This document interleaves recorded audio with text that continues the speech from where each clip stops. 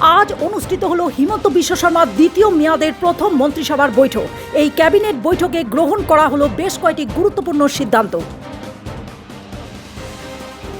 প্রধানমন্ত্রী জ্বালানি সাশ্রয়ের বার্তার পরই কনভয়ের কাটছড় করলেন মুখ্যমন্ত্রী শুভেন্দু। প্রোটোকল মেনে যেটুকু নিরাপত্তা বা গাড়ির প্রয়োজন ততটুকুই রাখার নির্দেশ শুভেন্দুর।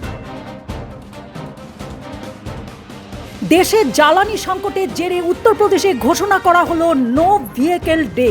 সপ্তাহের একটি নির্দিষ্ট দিনে সকলকে পাবলিক ট্রান্সপোর্ট ব্যবহার করার নির্দেশ মুখ্যমন্ত্রী যোগী আদিত্যনাথের। পশ্চিম এশিয়ার যুদ্ধের পরিস্থিতিতে দেশের কতদিনের জ্বালানি মজুত রয়েছে তা নিয়ে মুখ খুললেন কেন্দ্রীয় পেট্রোলিয়াম মন্ত্রী হরদীপ সিং পুরী।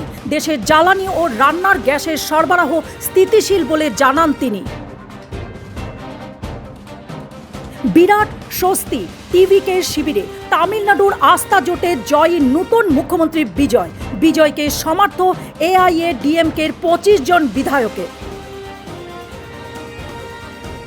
আচমকাই হাসপাতালে ভর্তি কংগ্রেস নেত্রী সোনিয়া গান্ধী।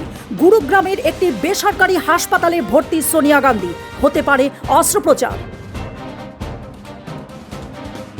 বন্দে ভারতের 700 টাকার টিকিট 380 টাকায় বেচতে গিয়ে ধরা পড়ল টিটি।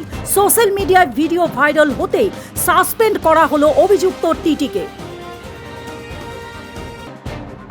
ভারত নেপাল সম্পর্কে নতুন করে উত্তেজনা। বিশেষ পরিচয়পত্র ছাড়া নেপালে প্রবেশ নিষিদ্ধ ভারতীয়দের।